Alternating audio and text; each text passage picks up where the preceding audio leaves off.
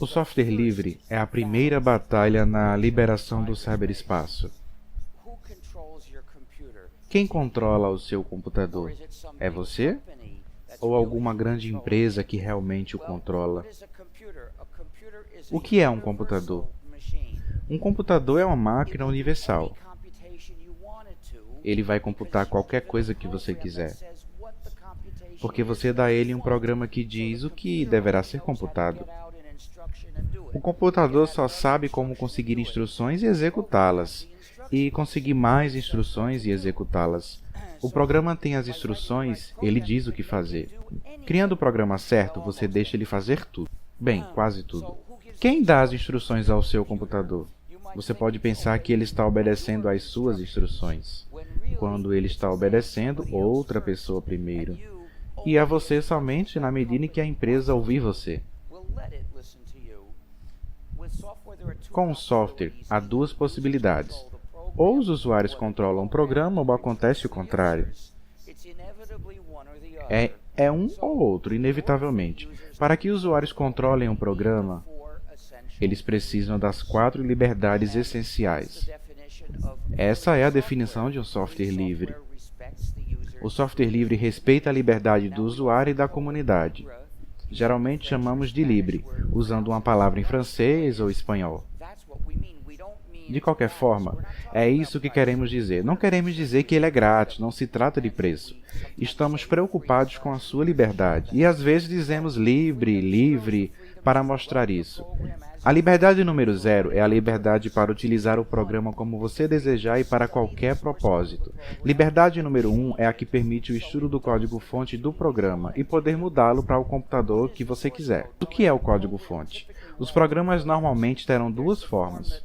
Uma forma que você pode ler e entender se você sabe a linguagem de programação. Esta é a fonte. É isso que os programadores escrevem e mudam. Há também a executável, que é um monte de números que até um programador não entende. Se você só tem um executável, é um trabalho enorme descobrir o que ele faz. E é ainda mais difícil mudá-lo. Então, para se ter a possibilidade real de estudá-lo e mudá-lo, é necessário que lhe deem o código-fonte. É um requisito essencial. Com essas duas liberdades, cada usuário separadamente pode fazer uma cópia e começar a mudá-la para que ele faça o que ele quer. Controle individual. E se você não for um programador? Você olha para o código-fonte e não o entende. Controle individual, então, não é suficiente. Também precisamos do controle coletivo, que quer dizer que qualquer grupo de usuário tem liberdade para unir esforços e adaptar o programa para o que desejarem. Claro que no grupo algum deles são desenvolvedores, e eles são os que escrevem as modificações, mas fazem isso como parte do grupo e para o propósito dele. Claro que o grupo não tem que ser todo mundo. Outros podem utilizá-lo de algum outro modo. Todos estão livres para fazê-lo. Controle coletivo requer mais duas liberdades essenciais. A liberdade número 2 é a que permite redistribuir cópias idênticas, fazer as cópias e distribuí-las ou vendê-las se preferir. A liberdade 3 é parecida, mas é para versões modificadas. Você pode fazer cópias e então distribuí-las ou vendê-las se quiser. Sem essas liberdades, então o software é livre e os usuários controlam o programa. Mas se falta alguma delas, os usuários não controlam o programa. Nesse caso, o programa controla o usuário, o desenvolvedor controla o programa.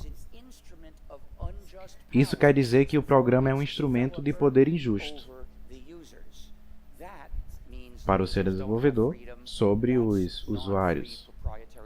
Quer dizer que os usuários não têm liberdade, que é software particular e privado e que temos que nos livrar dele. O que acontece quando se tem um software privado?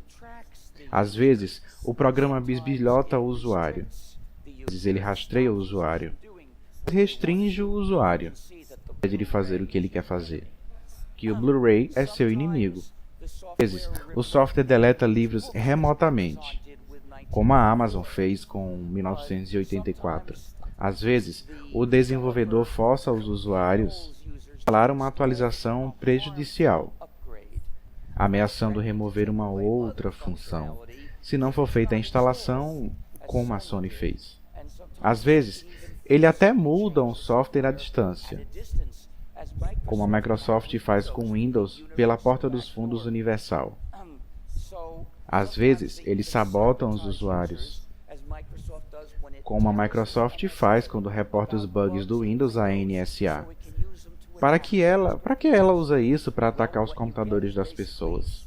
A verdade é que, com o software proprietário, o dono tem poder sobre os usuários e tira vantagem desse poder, incluindo todas aquelas funcionalidades maliciosas para prejudicar os usuários.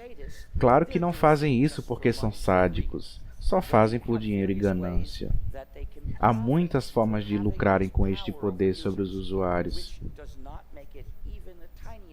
o que não faz nem um pouco menos prejudicial. Mas eles não se envergonham disso. Tem conferências em que falam das formas mais modernas de tirar vantagem dos usuários usando o poder que têm. Basicamente, no software proprietário, o que acontece com quase todos os seus usuários é que eles estão usando um malware proprietário. É o software para idiotas. Como você deixa de ser a vítima? Antes, você tinha que parar de usar o computador, mas agora não. Agora você pode se juntar a nós no mundo livre que criamos. Em 1983, anunciei que eu ia desenvolver um software de sistema operacional totalmente livre chamado GNU. Em 1992, o tínhamos quase acabado, mas faltava uma peça, o kernel. Linus Torvalds, naquele ano, liberou seu kernel, Linux, o que preencheu a última lacuna e nos deu o primeiro sistema completo que você poderia rodar num PC, o GNU Linux. Infelizmente, ter liberdade uma vez não garante que você vai mantê-la. Mais de 1000 variantes do GNU Linux se chamam distribuições. Algumas são um software totalmente livre. A maioria tem software não livre adicionado, porque são mantidas por pessoas que não ligam para a liberdade.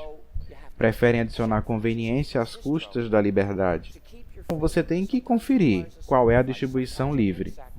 Para manter a sua liberdade, às vezes você precisa de um sacrifício, que pode ser grande, como na Lexton. Os da nossa companhia são, geralmente, sacrifícios pequenos. Qualquer um com um pouco de maturidade pode fazer esses sacrifícios. Por exemplo, você quer aplicações, mas a maioria não é de graça. Se você quer liberdade, tem que viver sem elas. Pode haver algumas inconveniências que você sofrerá por causa da sua liberdade. Muitos websites mandam programas não livres, escritos em JavaScript para o seu navegador do usuário. Se você não quer executar programas não livre, deve instalar o LibreJS, que bloqueia e mantém o JavaScript não livre de fora. Às vezes, os servidores se oferecem para computar seus dados. Dizem, envie-nos seus dados. Para idiotas, obviamente. Então o servidor faz a computação e te envia os dados de volta. Mas você não deve pensar sobre o que está acontecendo, porque é uma nuvem e você não vê o que está se passando. Bom, você deveria dar uma olhada. É um serviço que substitui software e toma o controle do seu computador. Grande parte dos servidores da internet usando GNU Linux e outros softwares livres. Mas acho que os principais computadores a terem liberdade devem ser os seus computadores e não os servidores empresariais. Eles também merecem liberdade. Mas acima de tudo, são as pessoas que merecem liberdade. Precisamos avançar. Por isso temos que superar obstáculos. Eles é que há grandes empresas que ganham muito dinheiro controlando os usuários. Elas não querem que avancemos. Temos que superar essa oposição. Outra é que a grande mídia não fala nada sobre software livre. Eles usam um termo para enterrar essas questões éticas, onde código aberto. Se trata mais ou menos dos mesmos programas, mas com ideias diferentes. Quando os ativistas de software livre dizem esta é uma questão de certo e errado, usuários merecem liberdade e a exigimos. As pessoas que dizem código aberto não querem dizer o mesmo. Em vez disso, dizem os usuários podem modificar e redistribuir o software. E eles melhoram o código. Vão consertar alguns bugs. Talvez seja verdade. Se queremos manter nossa liberdade, temos que falar de liberdade. Então diga software livre, e você estará nos ajudando sempre. Outro obstáculo é que muitas escolas ensinam software não livres, que é basicamente o mesmo que ensina crianças a fumar. É uma implantação de dependência, o oposto do que as escolas deveriam fazer. Uma escola deveria preparar os cidadãos para viverem numa sociedade forte, capaz, independente, cooperativa e livre. O que significa que deveria ensinar software livre nas escolas. Mas há outra razão para fazer isso pela educação.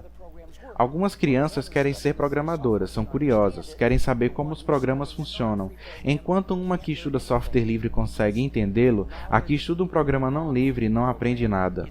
Porque o conhecimento no programa não livre é mantido escondido, negado aos alunos. Assim, para apoiar o espírito da educação, a escola deveria assegurar que os programas sejam livres. Há uma razão ainda mais importante. Escolas deveriam ensinar o espírito da boa vontade, o hábito de ajudar os outros. A aula deveria dizer: se você trouxer um programa para a aula, do mesmo modo que acontece com biscoitos, você terá que compartilhar com os outros. Não poderá ficar com tudo. Terá que compartilhar o código-fonte para que os outros aprendam. Então não traga um software proprietário para a aula. A escola tem que dar um bom exemplo, seguindo a própria regra. Só se pode trazer software livre para a aula, com exceção de um exercício de engenharia reversa. Outro obstáculo é que existem hardwares para os quais não sabemos criar softwares, porque não nos dizem como se usa o hardware. Isso é chocante, querem te vender o produto, mas não te ensinam a usá-lo. Dizem: aqui está um programa não livre que você pode usar. Use e fique calado, não nos incomode. Mas como descobrimos como se usa o hardware com engenharia reversa? Estude todos os zeros e uns para descobrir o que eles realmente fazem.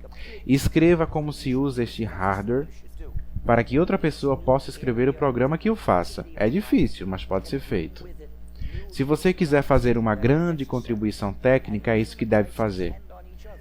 Cada área nova ou atividade na vida pode trazer juntos novos e necessários direitos humanos. Os direitos humanos dependem um do outro. Se você perder um, é mais difícil manter os outros. Hoje, a computação é tão importante na sociedade que as liberdades do software livre estão entre os direitos humanos. A sociedade deve estabelecer e proteger. Como ajudar? Criar software livre. Usar grupos, fazer campanhas, persuadir escolas e governos a mudar para software livres. Ajudar os outros quando tiverem problemas usando o software livre ou ajudá-los a instalá-lo. Software livre e espalhar as ideias filosóficas. A transição para o software livre é o primeiro passo. Criação do cyberespaço, mas claro que também usamos a internet. De outras liberdades nela, como a totalidade da rede, por um fim, na imagem das pessoas em geral.